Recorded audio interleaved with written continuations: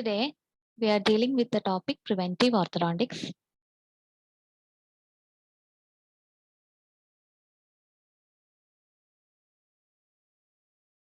Preventive orthodontics, it is that part of the orthodontic practice which is concerned with the patient's and parents' education, supervision of the growth and development of the dentition, and the craniofacial structures, the diagnostic procedures undertaken to predict the appearance of malocclusion, and the treatment procedures instituted to prevent the onset of malocclusion.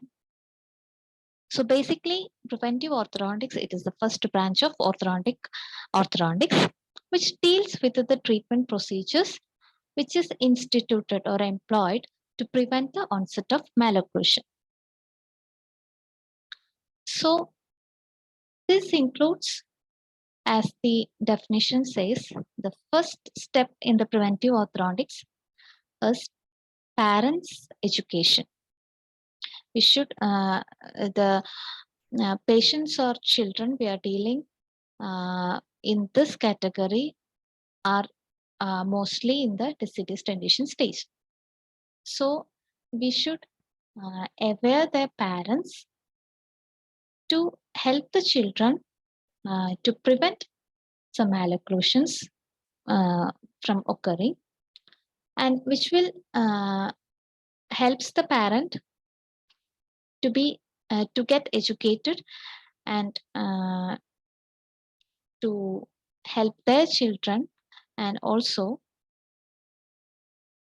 to bring the children to the dentist in a proper time. So the parent education, it should start from before the birth of the baby, and before the birth we should educate the parent to provide proper nutrition for giving an ideal environment for developing the fetus, and then proper nursing, breastfeeding, and bottle feeding. We should educate or aware them about the importance of breastfeeding, and then we should educate them for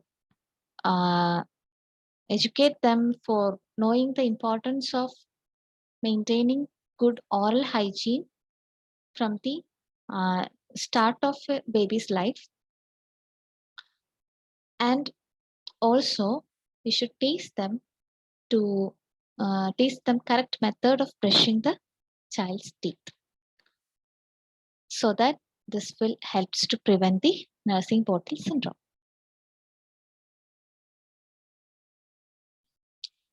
Then next is the caries control. Detect the caries as early as possible. That is the primary thing we should do to prevent severe problems. Detect the caries, and also as soon as possible you should come to the dentist to restore the decay. And proximal caries of primary tooth should be restored, otherwise the arch length will lose, and due to the movement of adjacent tooth to that space, and this will cause to many malocclusions due to the deficiency in the arch length. And this can be done, the assessment of the proximal caries can be done by using bite wing X-rays. Next is the extraction of supernumerotic teeth. These are the procedures we usually do in to prevent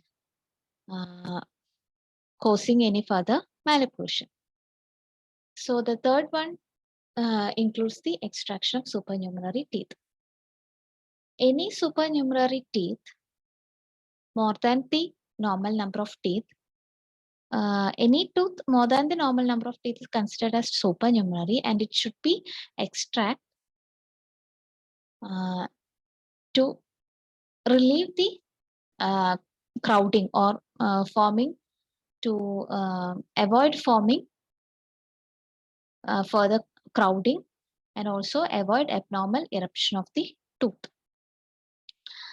The most commonly seen supernumerary is mesodens, which is seen in the midline, in upper incisor midline, and this supernumerary can cause diastema. If we should extract the tooth and close the diastema later. Extraction of unerupted supernumerary teeth with the cystic formation. Some tooth are impacted, some supernumerary tooth are seen impacted within the alveolar bone, and it should be extracted, otherwise cystic formation will occur, and also it is dangerous to the adjacent roots of the tooth. Next is the management of ankylosed tooth. Ankylosed tooth and also submerged tooth, both should be submerged tooth are ankylosed one, and also fully erupted tooth can also be seen as ankylosed one, and it should be extracted as soon as possible to avoid any further malocclusion. And maintenance of tooth shedding timetable. We should maintain the correct timetable of tooth shedding, otherwise this can causes crowding or impacted permanent tooth. And check up oral habits. Oral habits, it is an emergency, it should be corrected as soon as you identify the habit the patient has. And it is managed by psychological approach and also by mechanical approach. Psychological approach, we give counseling for both parents and children, and in the mechanical approach, we give some appliances to prevent particular habits. Any sort of oral habits can lead to malocclusion, so we should prevent this habit as soon as possible. And next is occlusal equilibriation. If there are any occlusal prematurities are present, we should selectively grind the prematurities and should provide a 3-point occlusal contact. These occlusal prematurities can lead to severe class 3 malocclusions also. So it is a severe concern to maintain the equilibrium in the occlusion. And this can also lead to habit of bruxism. And prevention of damage to occlusion. Certain appliances which is used in orthopedic used for scoliosis correction, for example, Milwaukee appliance or like that for any orthopedic corrections. Certain appliances exert force on the mandible, and which will leads to, if we give this to an growing period, this can lead to prevention in the growth of the mandible or developing occlusion. So to prevent such condition, while giving these orthopedic appliances for the correction of our body skeletal structure, we should also give some functional appliances or positioners to maintain the correct occlusion or to helps the mandible or any such facial structures to grow physiologically. So that should be that also should be a concern. This is the Milwaukee brace, which helps to correct the scoliosis treatment, and this portion is supported on the mandible and this can leads to prevention in the or some sort of restriction from the growth of the mandible. So we should give functional appliances to reposition the mandible. And management of deeply locked first permanent molar. First permanent molar, which is deeply locked due to any distal bulging of the adjacent tooth. For example, second deciduous molar.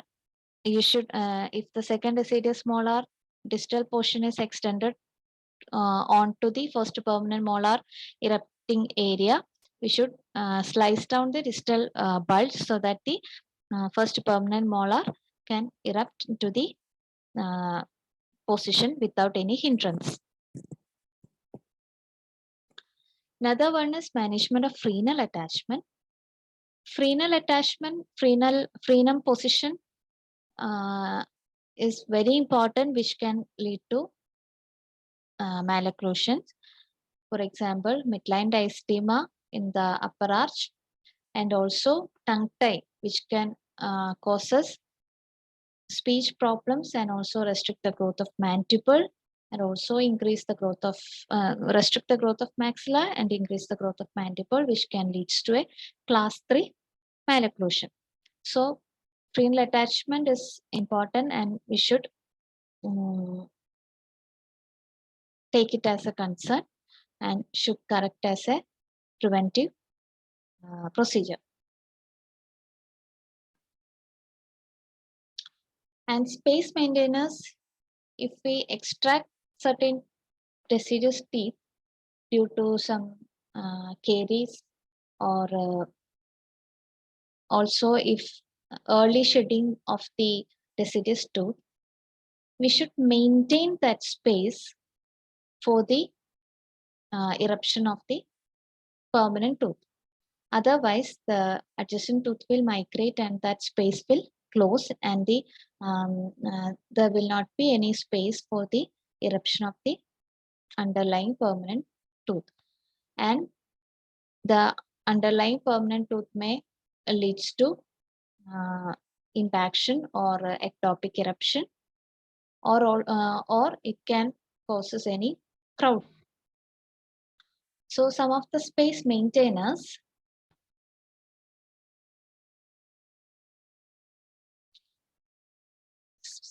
space maintainers are given. These are some of the space maintainer which is given to restrict the adjacent tooth to move towards the extraction space.